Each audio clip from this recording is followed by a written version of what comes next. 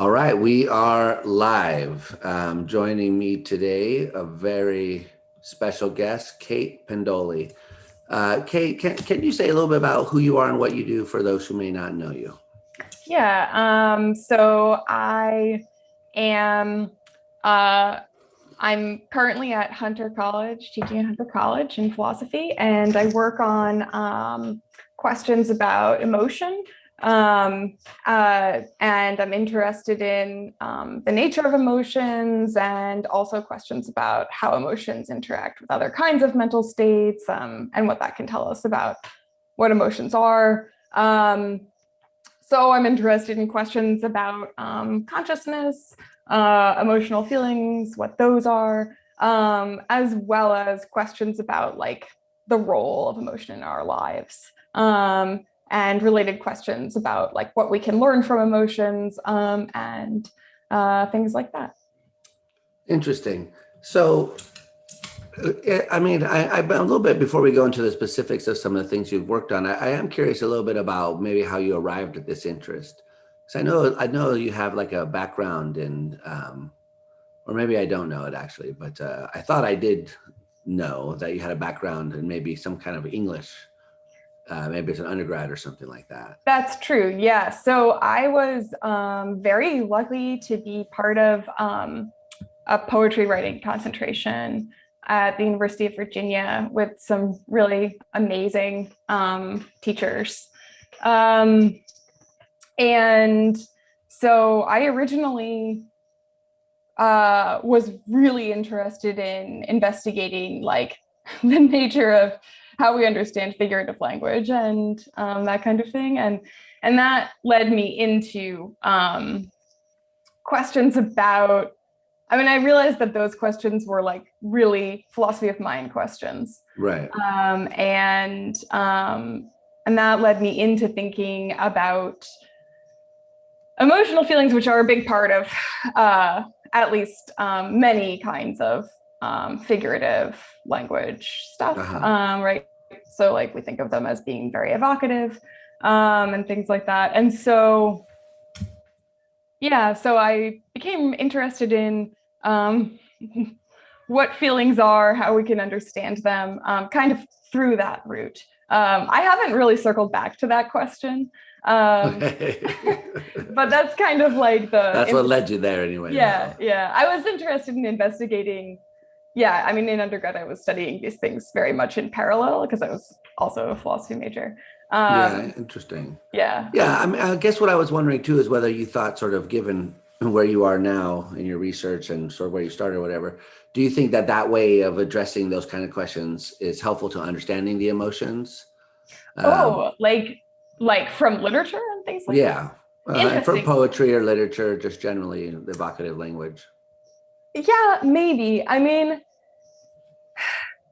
I'm sort of gearing up to turn back to this, hopefully in the next, I don't know, couple of years. This was absolutely not part of my grad work. Right. No, I I know. like, Sorry to spring this on you. Sorry. yeah, no, it's okay. I mean, like, this is something that I guess, I mean, we usually, there's a lot of talk about what we can learn from about emotions from literature, or like, you know, whether we have real emotions in response to literature. Those are questions that are familiar in various parts of the philosophy of emotion literature. And, you know, the question about whether thinking about evocative, sort of like figurative or evocative language can get us important stuff about emotions. Like, I don't think I have a satisfying answer to that question right now. My sort of hunch is that yes, um, uh, because I've sort of been interested in the idea in the past that um, like understanding the feeling of emotion, or like what's involved in an emotional feeling could help us to understand why figurative language or various kinds of artistic expression are so evocative, kind of Uh, like across the board.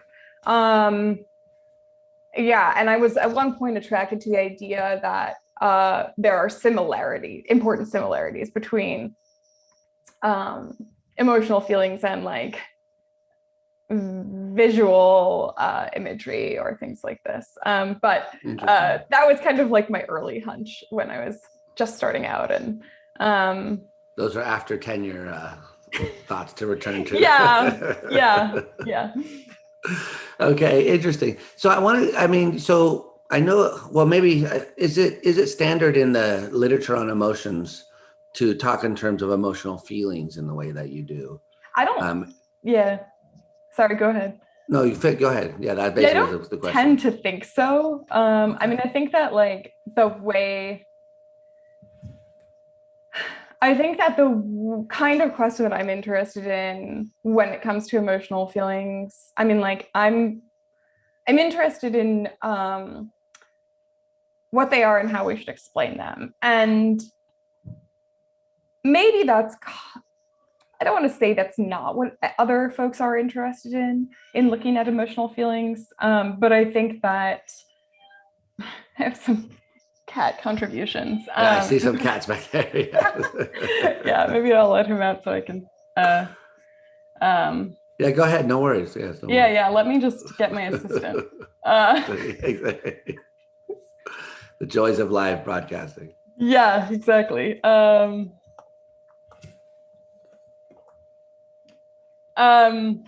So, I mean, so I think that I'm approaching emotional feelings a bit differently from other folks in the literature, partially because I want to investigate the idea of emotional feelings sort of by putting them more closely, by sort of like putting the considerations about emotional feelings more closely in contact with questions from other areas of like consciousness research. So I think that connection is like more, at least a little more present for me than it is for some other folks writing about emotional feelings. Yeah, no, I like that about your work actually. But more basically, when you say an emotional feeling, do you mean by that like just a conscious experience of an emotion? Or because I know you want to defend like a role for unconscious emotions. Yes. But not unconscious emotional feelings. Is that the way you're using these terms, or that's maybe. I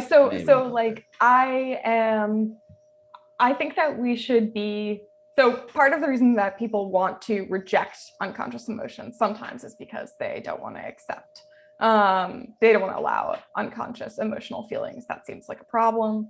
And I think that I'm kind of on board with lots of other views in other domains in philosophy of mind that are happy to allow unconscious perceptual qualitative character, for instance. And so I don't see unconscious emotional feelings as being a big problem. But so I think it would be attractive. I'm perfectly open to an account of emotions that allows that there are unconscious emotional feelings. I don't think that we ought to say that they're exclusively conscious. Yeah. So the emotional feelings part. So the way you're thinking of it then is like the emotional feeling is like a bit like the phenomenal character of a sensory experience or something. Well, that was the way that I had begun. I think that it's really intuitive to think that. And so I think that we shouldn't sort of discount that possibility at the get-go. But the more closely I looked into the question of whether that parallel really holds, the more worried I became about emotional feelings becoming, because it's just harder to argue for that. It's hard to argue for unconscious emotions, period. And the way that I go about doing that is by pointing to, our attributions of unconscious emotions to one another and the success of those attributions in our explaining behavior or predicting behavior.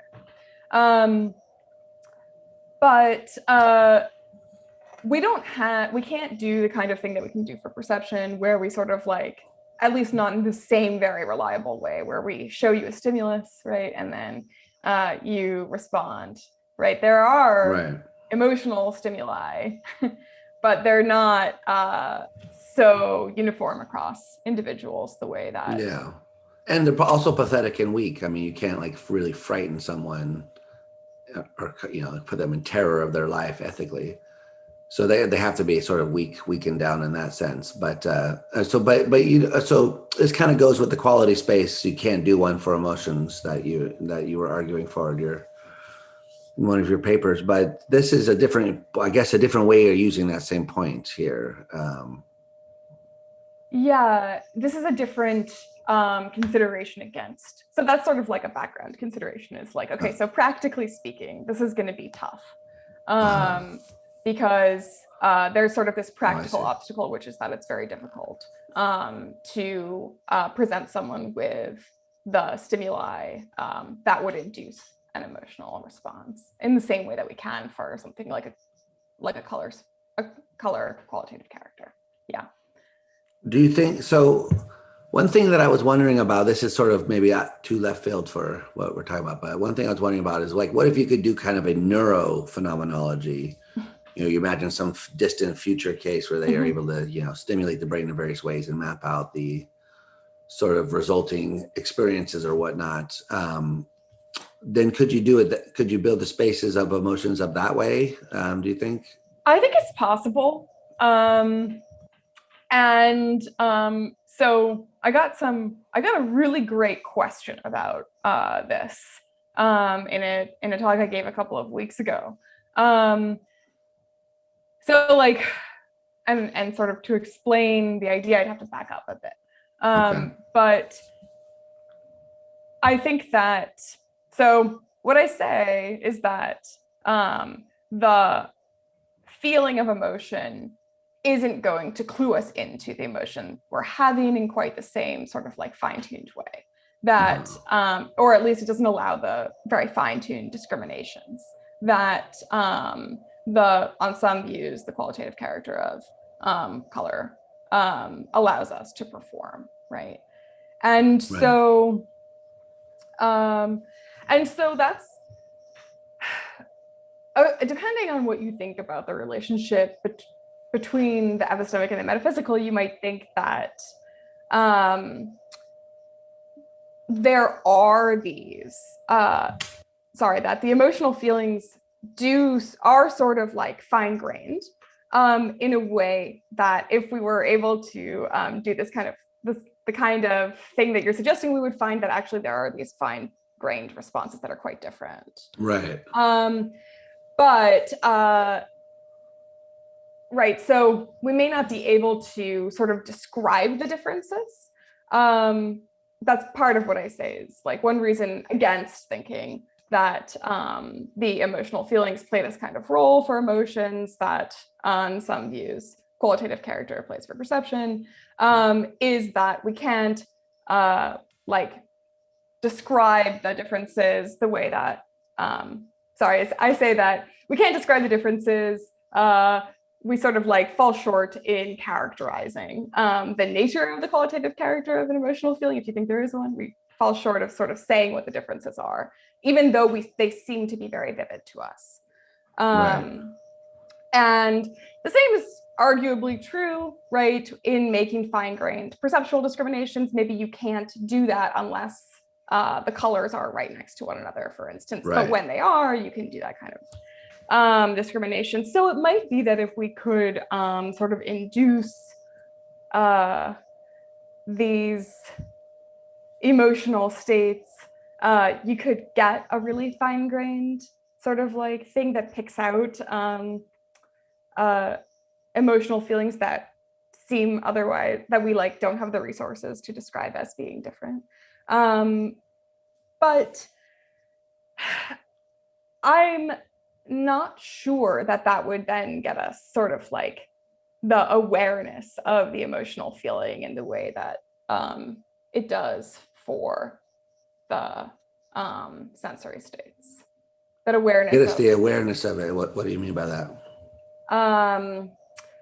So the way that we normally become aware of that we're having awareness of a particular qualitative character, that we're having awareness of a blue thing is at least partly in virtue of becoming aware that there's like this blue character, right?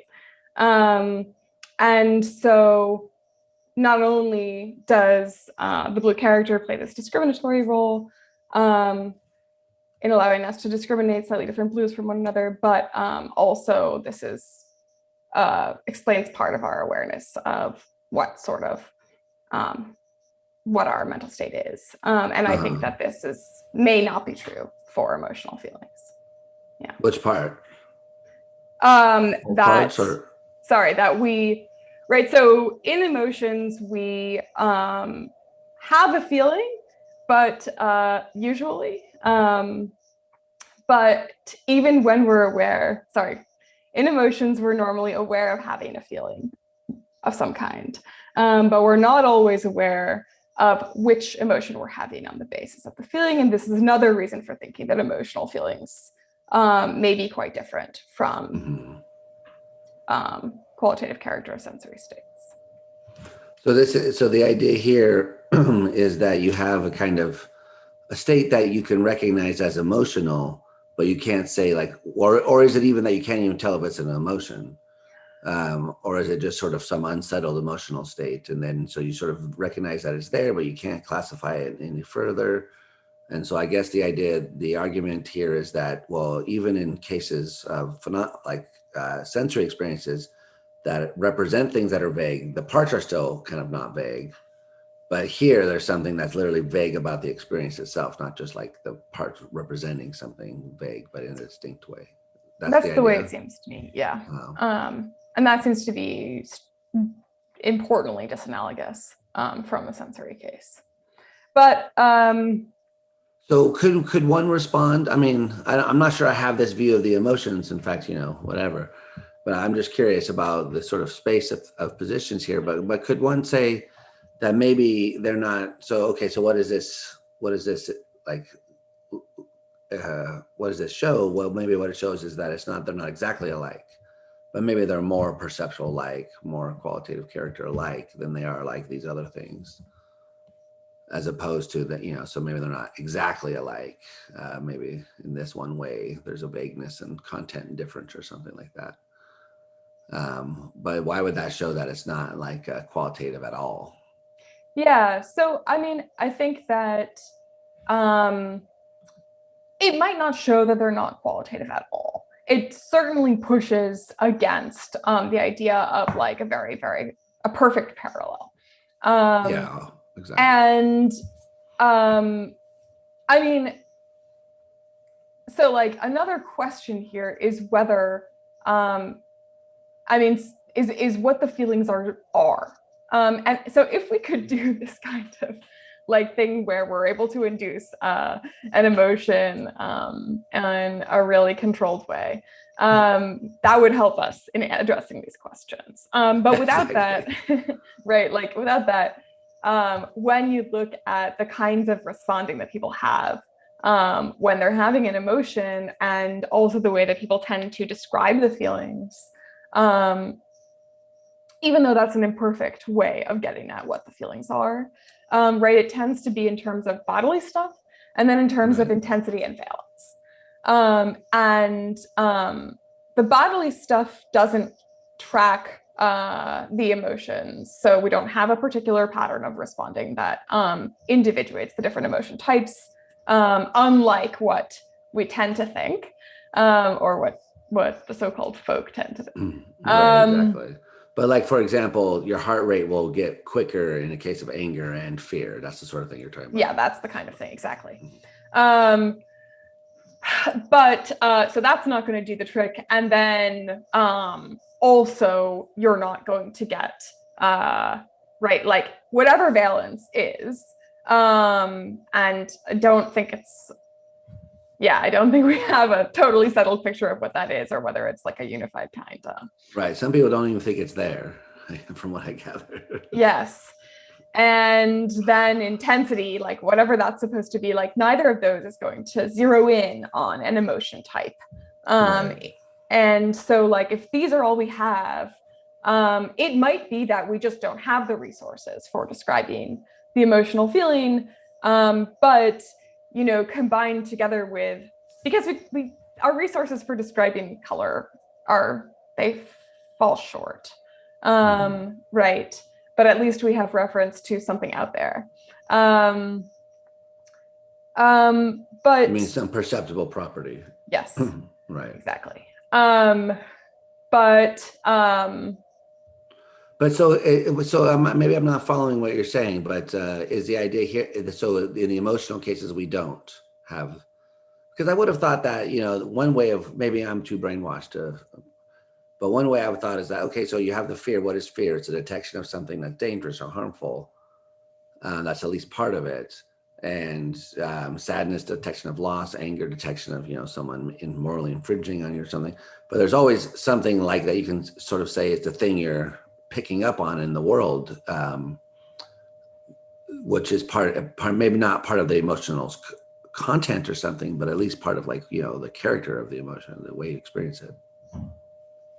yeah, so I don't just have emotions willy-nilly. They are right. In response to... sometimes when I do. Yeah, so sometimes there are misfires, so you might be very sad about something that really isn't a big loss. That kind of thing, where the emotion seems to be disproportionate, or even of the wrong kind. But I guess I think that it's quite different to talk about those evaluative features like a loss than it is to talk about perceptible properties. Obviously, right? Obviously these are different, but it seems to me that there's greater variation across people in the way that they respond. That's part of the stimulus problem. Yes, exactly. Than the way, we know that people are colorblind and so on and so forth, and so have different experiences of the world in terms of perception as well. But I think there's greater overlap.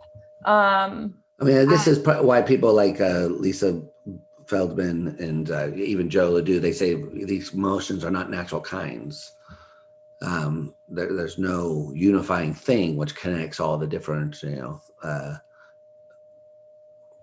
stimuli in the environment which produce fear or whatever. So is that sort of the way that you're thinking going on here? I don't think we have to go that far. I guess I don't know why we don't. Some people do, but many people don't say the same thing of belief, right? But belief is quite flexible. And it's not, as I put it, closely tethered to the environment, the way that sensory states are. And I like that. I like this in your work. You're like, don't let belief off the hook. To hold it to the same standards over here. Well, so I kind of push in both directions. So I say look, belief isn't all that rational. That's one thing that I say. Yeah. We think of belief as behaving very rationally. And here I'm picking up on Eric Mendelbaum's work and also Joseph Bendanya quite a bit. But so belief isn't as rational as we make it out to be. But at the same time, people aren't so happy. I don't think that we ought to say there are people who will say this, but I don't think that we ought to say that belief is not real or explanatorily useful just because different people believe different stuff or have different beliefs in response to the world. So the fact that, I think that for these constructionists, for Lisa Feldman Barrett and for Joe, the move to saying that this, and also, and before them, Griffiths is sort of the person, right? I don't think that we need to go from this observation that there's a whole bunch of different responses emotionally that different people have to kind of, roughly speaking, the same situation. That doesn't give us reason on its own to think that there's no natural kind there. I think that's way too big a jump or explanatory. Okay. Yeah. All right.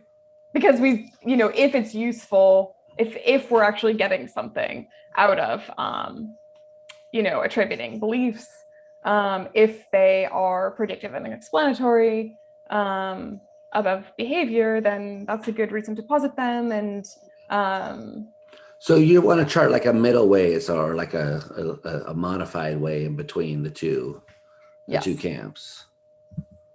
that's right. I want to say that emotions are real drivers of behavior, even though we don't come fully sort of hardwired for emotion. That's something that I think that Lisa Feldman Barrett and Joe Ledoux are getting right. Right. And at the same time, we can say that emotions are psychologically real, and that they can occur without our awareness. Yeah. And so in their realness, do they have a qualitative component on your view? Are they just cognitive states, or do you not want to take it? Because I sort of get the sense like you're, on the one hand, you're saying, look, you could be a cognitivist, a certain kind, if you see these parallels between belief and emotions, and maybe modify standard constructive in a certain way. Yeah. But you don't want to like really accept the perceptual view.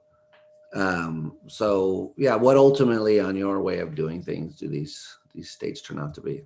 I mean, I'm attracted to the idea that they're their own type of mental state. And part of the reason that I'm sort of drawing these parallels is that I think that, like, first of all, that's what lots of folks in the literature are doing. So engaging with these questions in this way, and sort of like pointing out the shortcomings of both Right. of these approaches is one way to do that.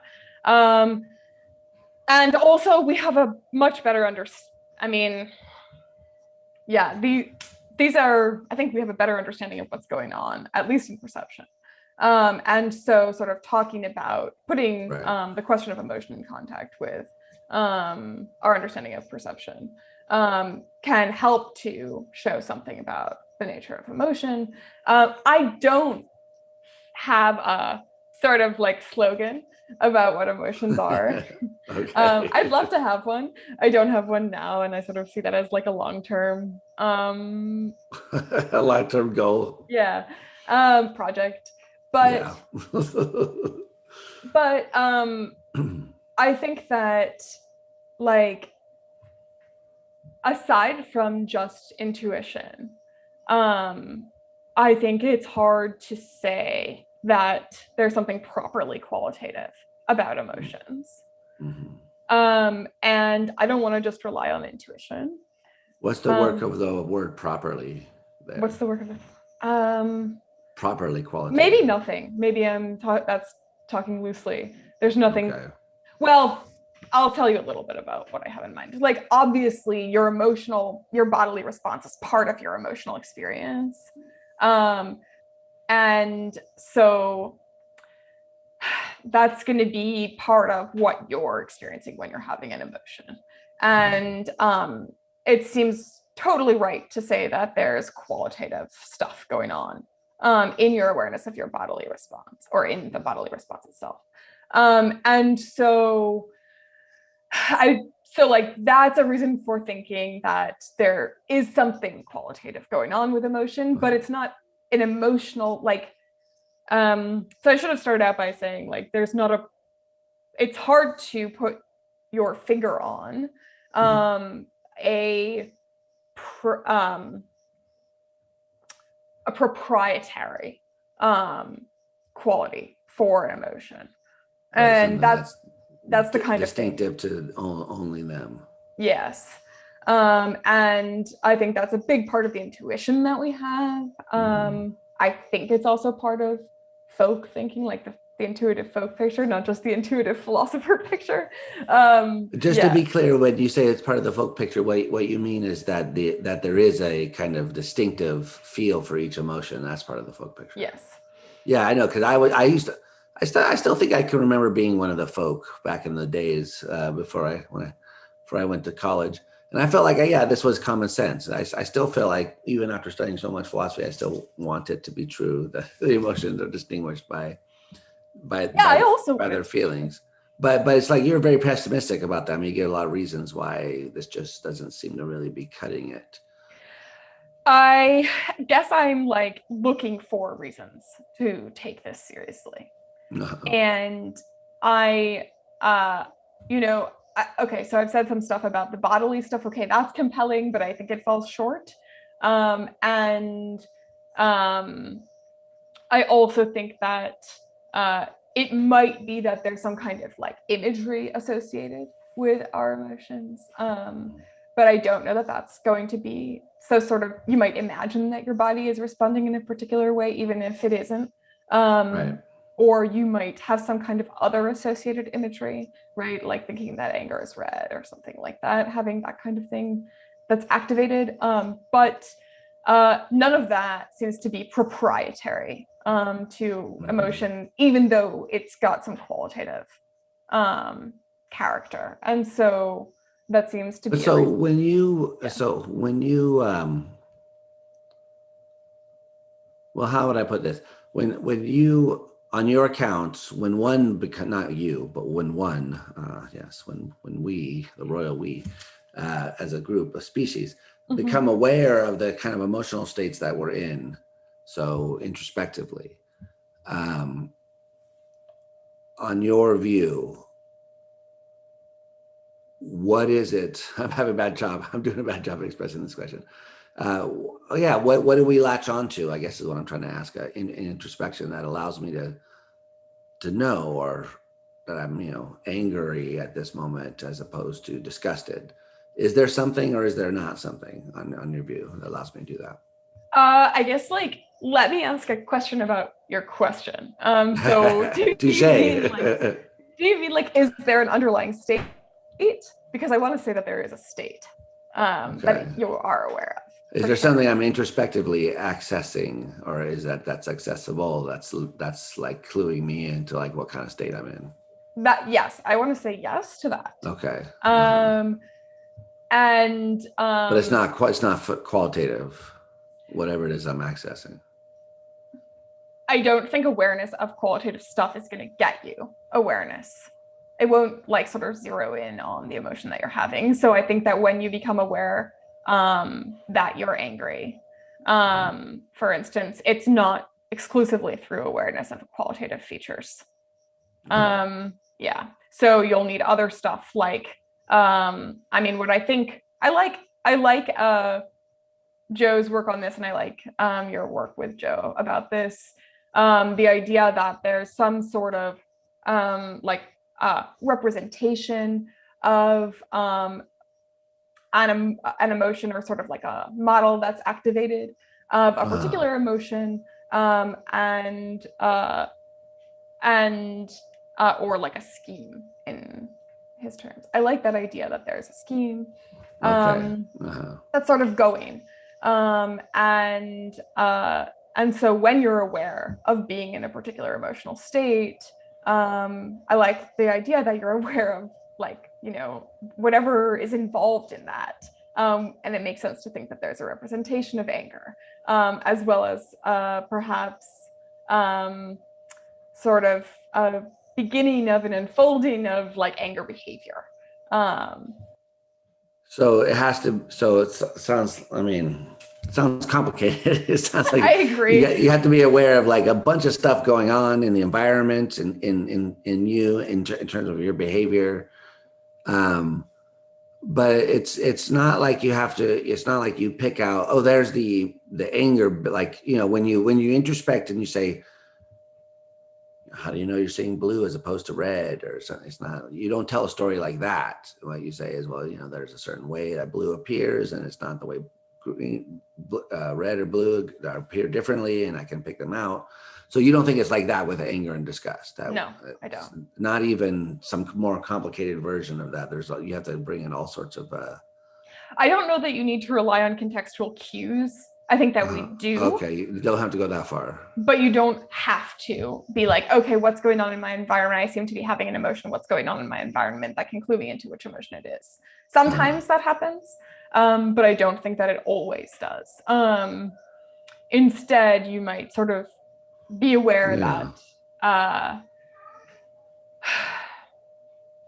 your thinking in a way that's characteristic of how you tend to think when you're angry. But I don't think it's got to be this like robust inference or anything like that. Like, okay, let me draw on kind of my observation about what's happening with me mentally speaking, and then I'm going to sort of like infer from all of that what emotion I'm having. It doesn't need to be Yeah. sort of explicit in that kind of way. I mean, I just find that to me, that's not what's introspectively like the way it seems. I agree. I do sort of feel like, yeah, there's like, I can sense, I can get the anger part.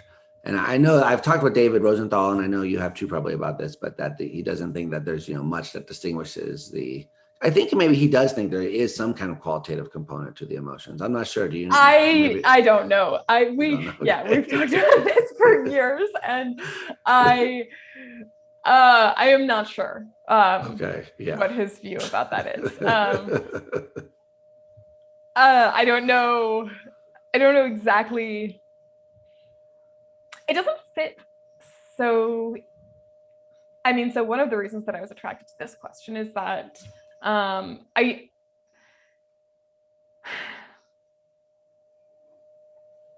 yeah, I'm not sure exactly what he thinks, and whether he wants to say that there is a qualitative component to emotion. And But so whatever he would say, what you would say is maybe yes, but it's not distinctively emotional. There's something qualitative there, but this is kind of like maybe I have a piece with Joe's metaphor about the soup. yeah, It's like, yeah, you make the soup, you put a bunch of stuff in, but none of them are soup ingredients. It's like that's celery and this is stock, but it's not like celery is a soup ingredient. It's like you can use it to make soup. It's one of the things you put in there, but it's not like it's not here because of that. That's not why it showed up. I think that we might be really attracted to thinking that emotions have those essential components because we experience them as being kind of automatic, or because they seem to be sort of stuff that we don't have like a lot of control over.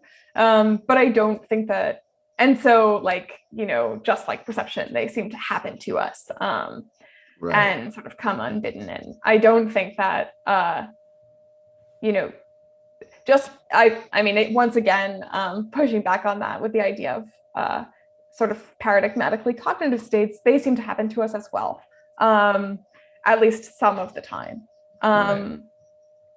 So, I I mean, think that the idea that there's sort of like a dedicated essence or like a hardwired thing is partially due to the idea that emotions happen to us in a way that might seem as if it's quite different from the way that cognitive states occur. interesting. I mean, I guess I was thinking about the other way because I also thought there was like a qualitative component to thought as well. Mm. But I guess I'm in the minority on that view, so no one cares about that. But I'd be I interested to hear. I mean, I think that like if you are happy to go in that direction, then yeah, you have more resources for accounting for the intuition that the emotions have distinctive phenomenal characters.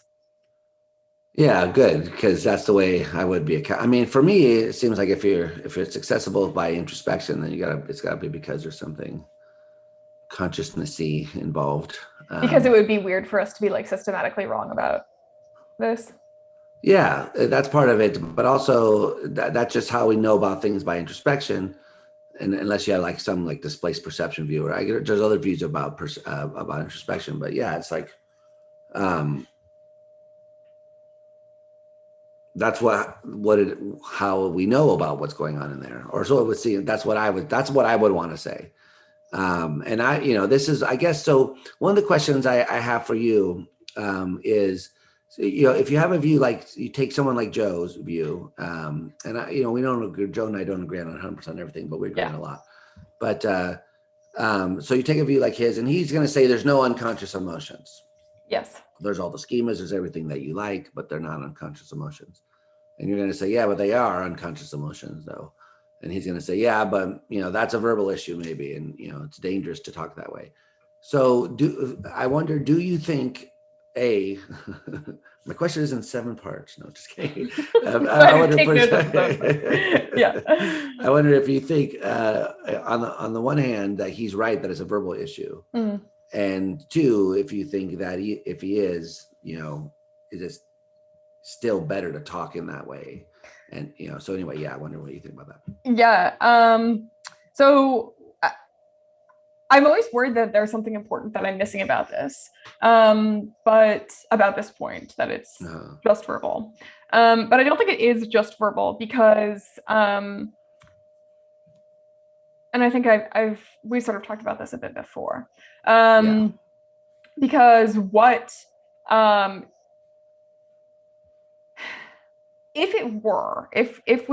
if sort of like what I want to say are unconscious emotions, Joe's happy to say, maybe something like that exists, but it's not an unconscious emotion.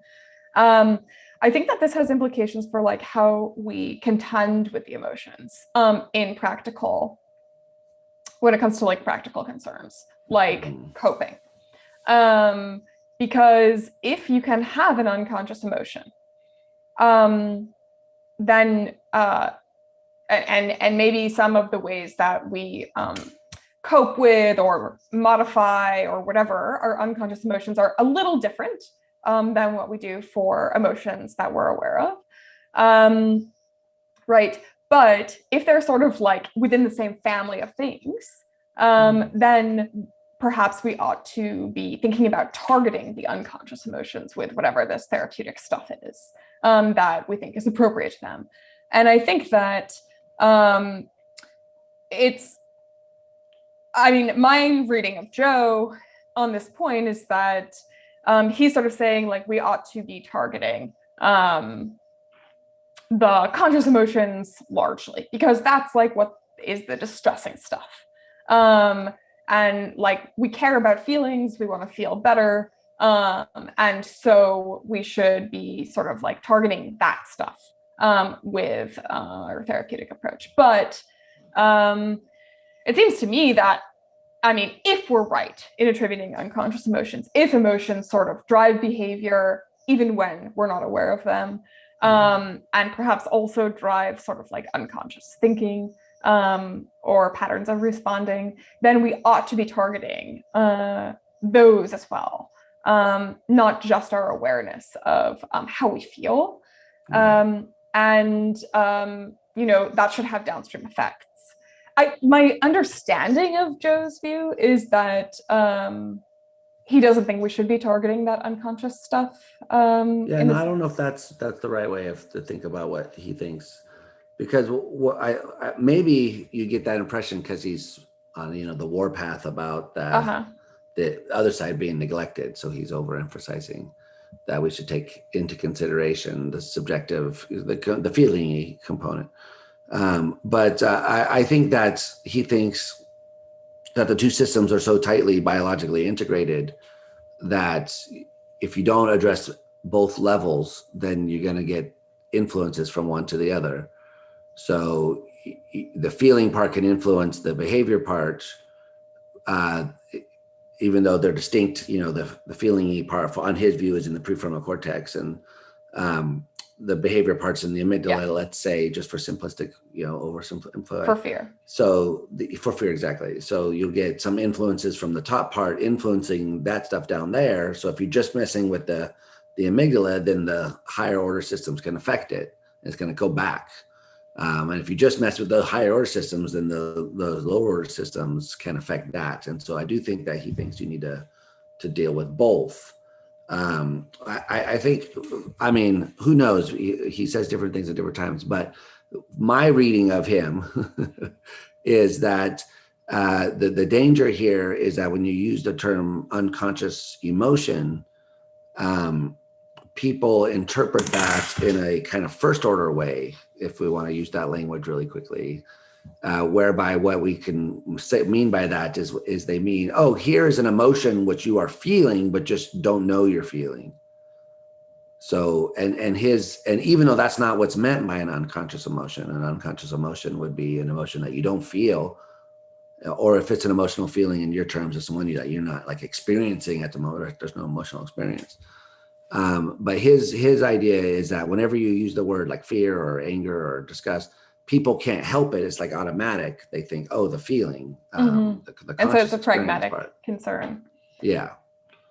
And then so you get people saying things like, "Oh, we're studying fear," and biases this whole debate. Mm-hmm.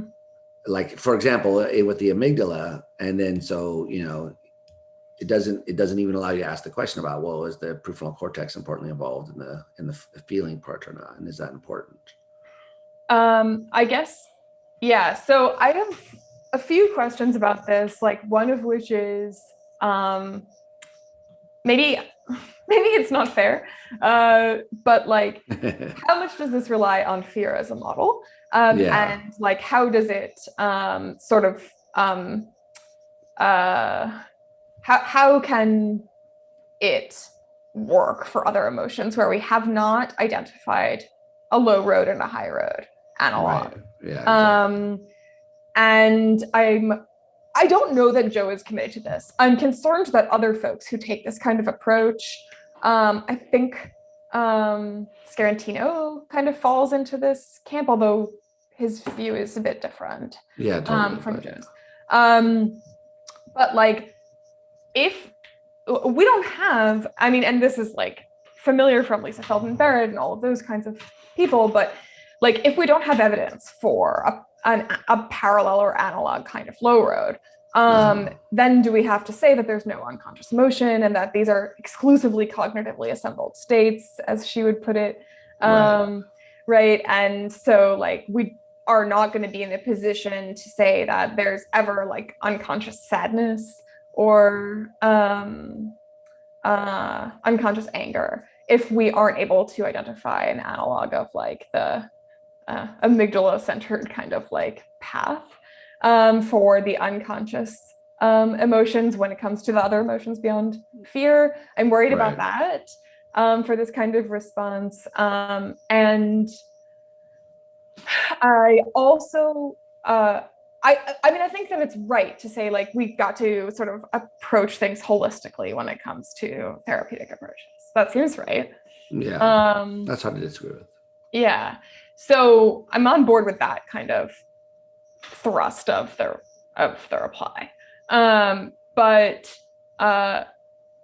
also it seems like it might be highly fear specific. And if it's just a verbal issue, that's fine. Mm-hmm.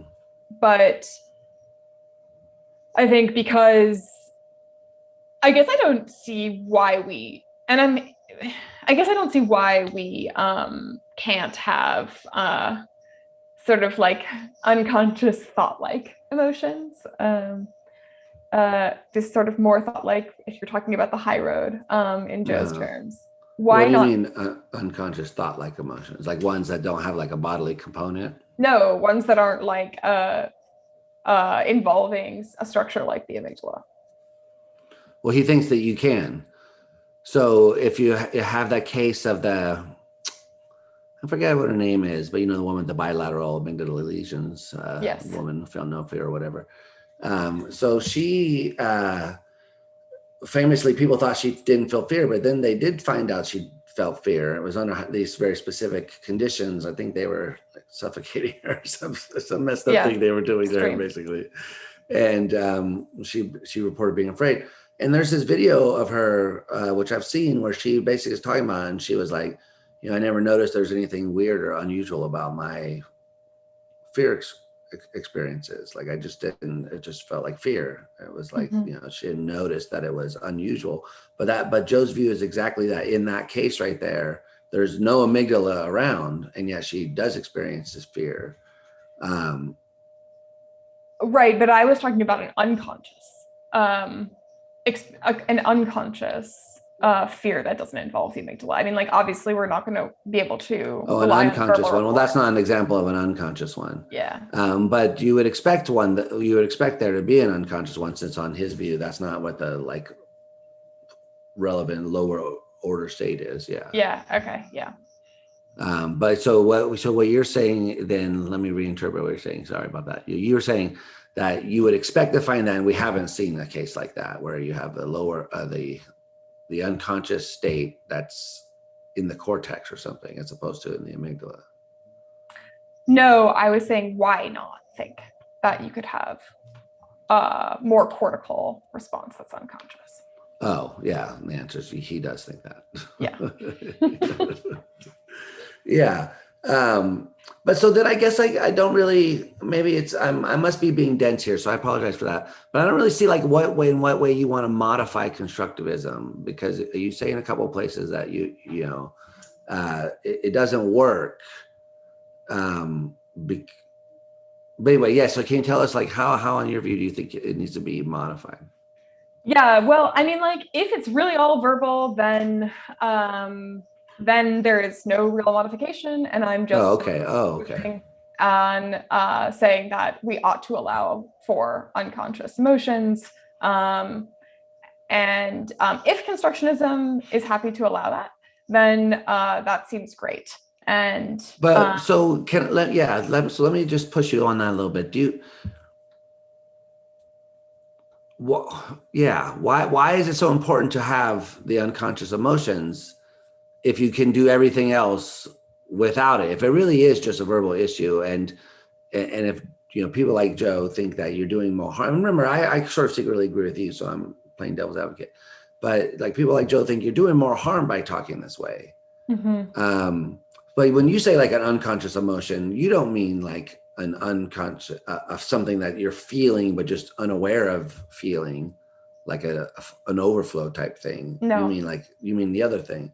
But do you agree, or maybe you don't? Do you agree that people are going to interpret you in that first way, like the average scientist or even layperson? Um, I guess like uh, I guess I think if I'm very careful to say, like, I guess it seems to me to be very important to focus on like what we're up to and why we're asking these questions. And if I'm not just trying to account for like how we feel, right, and like what people say about how we feel, but instead for how we behave in the world, and how we tend to respond. Um, if I'm careful enough in spelling that out as sort of like what I'm after. Not that I don't care about how we feel. Like, Yeah, remember, no. I told a complicated story at the beginning about like why I do care about how we feel. But Yeah, like, totally. in terms of getting a satisfying theory, I think that this is what we ought to start with, and then we need to understand, uh, how we understand ourselves. But in terms of predicting how we tend to respond, um, like I don't know that if someone is listening carefully, they're going to be confused about why I'm talking about unconscious emotions or in that way. I don't really. I You don't don't see know that that as a I see that worry. that's a reason to stop talking that way. Uh-huh. Yeah. Um, That's fine. No, I'm just curious what you thought about that, because that really I think is the main concern, is that there's yeah. from Joe anyway.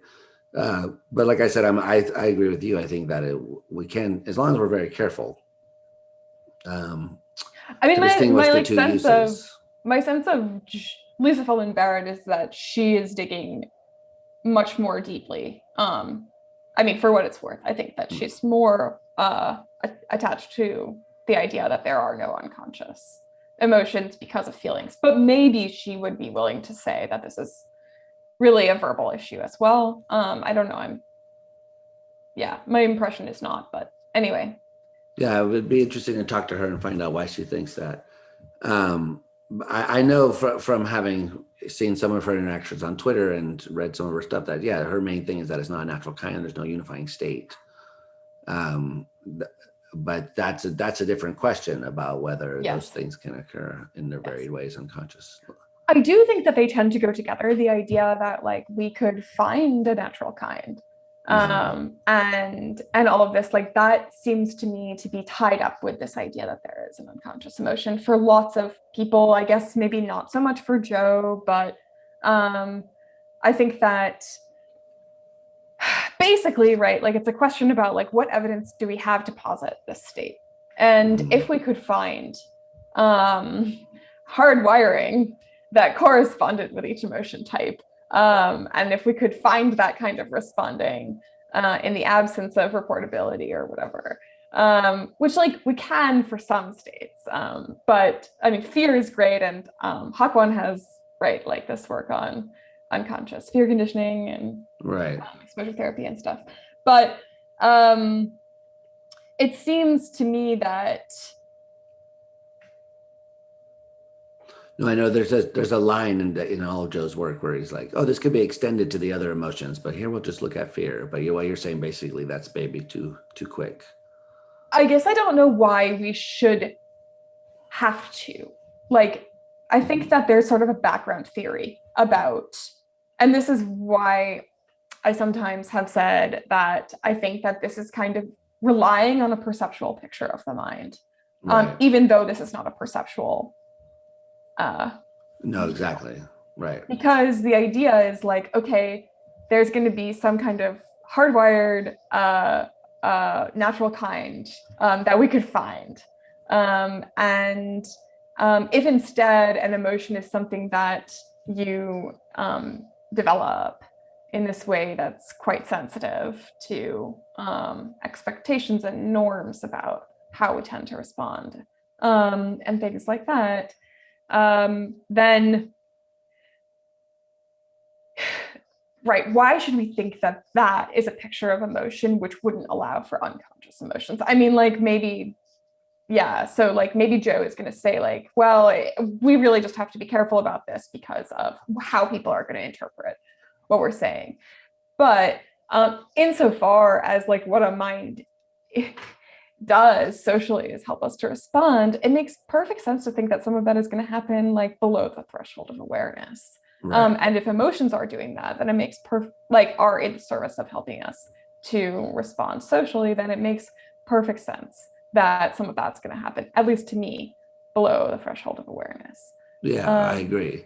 And I also like, the kind of argument that you find from Rosenthal too, from David, he's basically says we type these states in the same way when they're conscious and unconscious. So it's a little bit weird to reserve the term for one and not the other, given anyway, they're same stimuli and all that. Anyway, so that's I don't want to just get too distracted by that, but so I agree with you about all that. But I guess that just, yeah. Well, I see we're running out of time here, and I know that you have other things to do, and I can't keep you for. I have a little more time though. Okay, I thought you said you'd have more than an hour. Yeah. But because I guess one of the questions I had given was whether you thought this was part of your project overall, was kind of taking an approach to emotions that other people have taken to the sensory mental qualities, which, so on one side you find what, David calls the consciousness first people. You start from the first person access and you build out. And then on the other side, you find the third person people like Denon, head of phenomenology, and Rosenthal. And so do you see yourself as like sort of, you're starting on the second branch and building as opposed and saying, look, just like some people are suspicious of first person access for sensory qualities as a basis for philosophy of mind, so we should be the same sort of suspicious in that same way for emotions as well. Yeah, I think that sounds even weirder for emotion than it does for sensory states. But I don't think that it actually is. Like, I think that there are kind of two different projects. One is how we think about the emotions. That's valid and important. And it may have a lot to do with like how we interpret why art is evocative and like, right. So I think like, I mean, circling back to this very amorphous thing that I talked about at the beginning, that's attractive to me, like maybe the way that we think about the emotions and imagine the emotions sort of first personally is responsible for a lot of our responses to art and things like that. Perhaps not exclusively, but perhaps in significant part. Again, this is not something I've written, and that's not like any view that I have established. But what I'm saying is, I think that that's an important project, and I think that you can maintain that and say that we ought not to start with that when investigating the emotions. So That's you can kind of, kind of have both. You can maintain that first person stuff is important, but also not foundational in the sense of where you begin theorizing. that's right. It's something that's perfectly worth explaining. Yeah. Um, but we need not assume that it provides like tons of insight into what's actually happening in the state. Yeah. Do you don't see this as a kind of illusionism about emotions? Why should that be an illusionism? A form of illusionism? Well, I'm not. Yeah. So the answer sounds like no. I'm not saying that it is, but just because people like dead end, people who start from that get accused of denying, like the data sometimes by people like me, um, and other people I know who are going to say, "Look, you're leaving something out, like the what it's like bit or something like that." So that's what you got to start with. That's what the theory is ultimately aiming to account for. But you don't think that's ultimately what a theory of emotions is aiming to account for? That's not what I'm trying to account for right now. Uh, Yeah.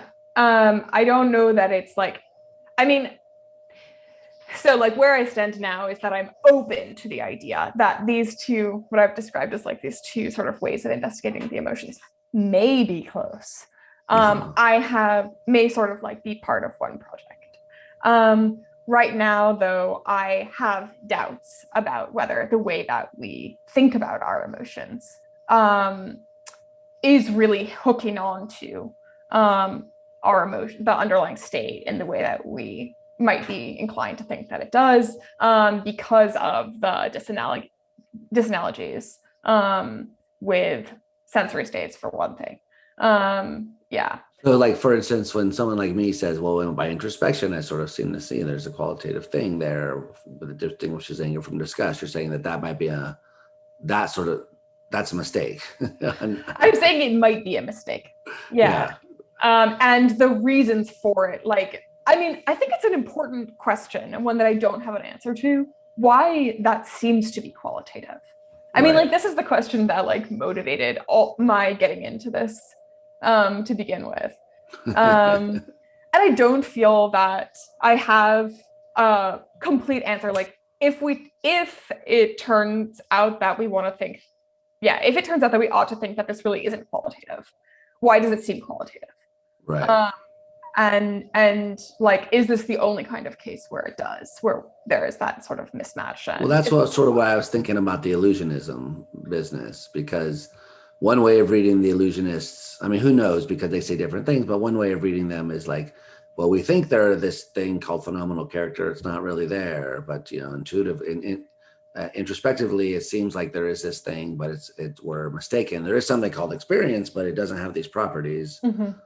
And so that's what I was sort of thought, where the analogy came in with the way you were putting things. Yeah, I mean, but I don't feel like I sort of gestured toward this, but didn't spell it out. I think there's room in the work that I've done so far um, to say that there might actually be something qualitative, and we just haven't got a finger on what it is. I So, see. like, I'm not committed to saying that there isn't. I've raised some questions. So I've sort of like raised considerations against that. I Um, see. but I don't think that they're fully deciding. And partially that's because of the slippery nature of investigating emotions, because we can't do these like lovely controls. Right, exactly. Yeah. When we get the what we really need is something like perfect VR where you could put people in. It's like, okay, now put them in the snake pit. Okay, now drop them off 1,000-foot cliff. Okay, now so. I mean, but the challenge is that, yeah, I mean, that's right. I've thought that too.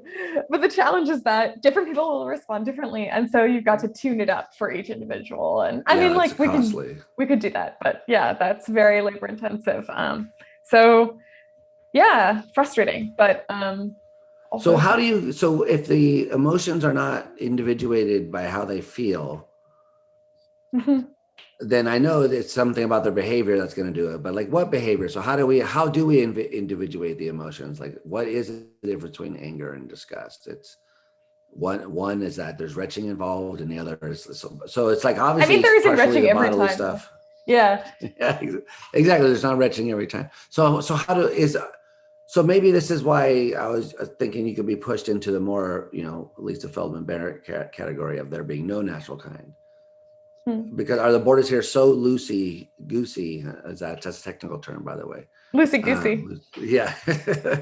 Are they so that there's nothing there substantive enough to count as a kind? Um, I guess, I guess, um, I'm curious about whether you think that, like, I guess I want to know what it takes for something to be a natural kind, like for us to posit a mental state as a natural kind. Mm. Um, out when we stop talking about states like perception. So when we move beyond those or interoception, That's why like we never move beyond them. I think I think that I'm kidding, obviously, but yeah. I know, but I think like first of all, it makes sense to me to start with an individual. So this is going to be intersubjectively shared sometimes. Like there will be lots of convergence, which is why we're able to recognize emotions in one another, right? Um, but um, you know, that doesn't mean that there isn't sort of like now whether we should consider the different emotions all part of one category of like one natural kind that is emotion. That's a question that some people are Yeah. invested in. But like whether there are loose borders around disgust, I mean, I don't, it doesn't seem to me that the fact that some cases of disgust involve retching and some don't means that the borders are so loose that we ought not to consider.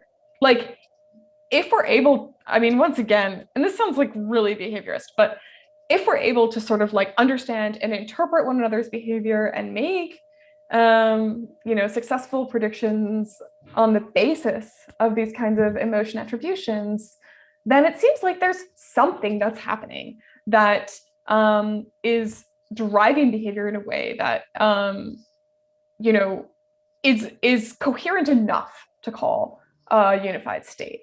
Yeah. Um, and it might be that when we look very closely, we find that this is a bunch of like memory. Perhaps when we look very closely, we'll see that the Right. one thing that we call disgust is actually, operating on several different mechanisms or something like that.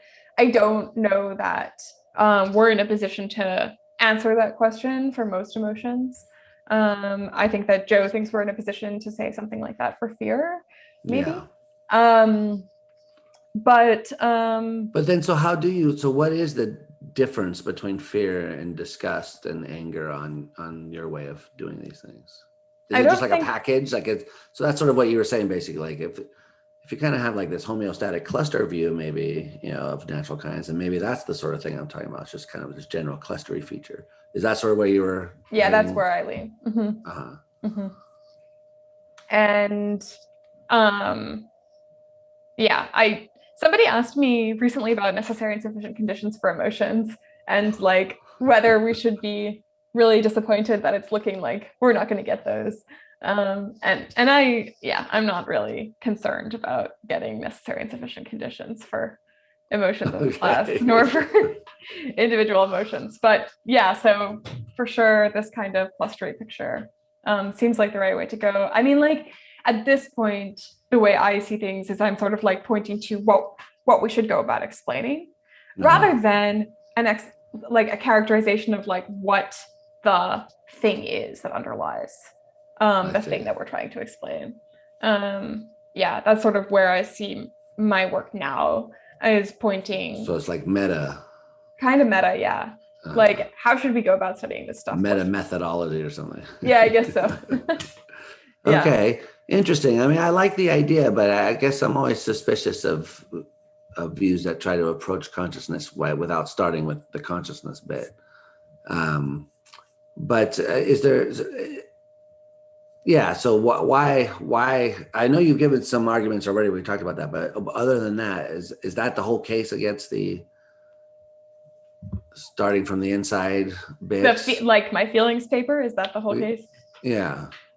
I think so. I mean, like, I find it just so frustrating when you get right down to it. Hmm. Um, uh, When it comes to an impasse. yeah. Yeah. Um, and and so once again, I mean, like, maybe this is too wishy-washy, but I do think that like it might be that there is a role for beginning with consciousness, but I don't want to start by assuming that that's the right place to begin. Right. Yeah. Yeah, exactly. So it's not that you want to rule it out, but it's like you want to give the other side a shot first, because obviously it's obvious often not. It's dismissed out of hand. Yeah, yeah, yeah. Interesting. Okay. Well, I have kept you here longer than you wished, so let me just ask you then, if sort of finally, if there's anything that you were expecting would come up that you were hoping we would talk about that hasn't, and the answer can be Oh, no, but I always like to check. that's a great question. I guess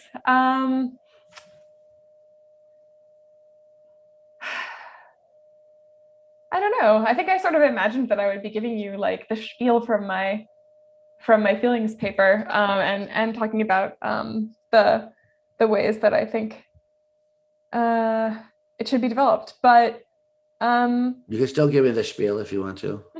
no, I mean, I think that we worked through various parts of it in kind of like a very chatty way, and that's kind of the way I tend to talk. So makes sense. Um, Okay. yeah, yeah.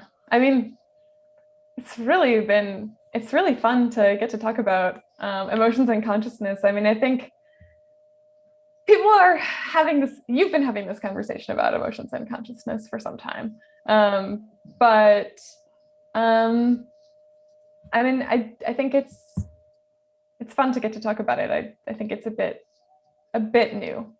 Yeah, no, it definitely something I'm happy to see more of. So I'm glad there's people like you doing cool work on it. Because you're right. I mean, that's one of the reasons why Joe and I started writing that paper to begin with back in like 2015 or Yeah, I 16 or remember the whatever it was. beginning of that. Yeah. Yeah, it was like so frustrating because like you guys talking about the same stuff, but you never talk to each other. But it's like let's get together. Uh, so thank you for that. I appreciate that. But I also think your work is very fantastic. I learned a lot from reading it, and if you're willing to come back someday, we can talk more about the details of the other paper, Yeah. and you'll have some other cool papers by then, I'm sure. Yeah. Yeah, I'd love to. Yeah, Thanks so much cool. for having me.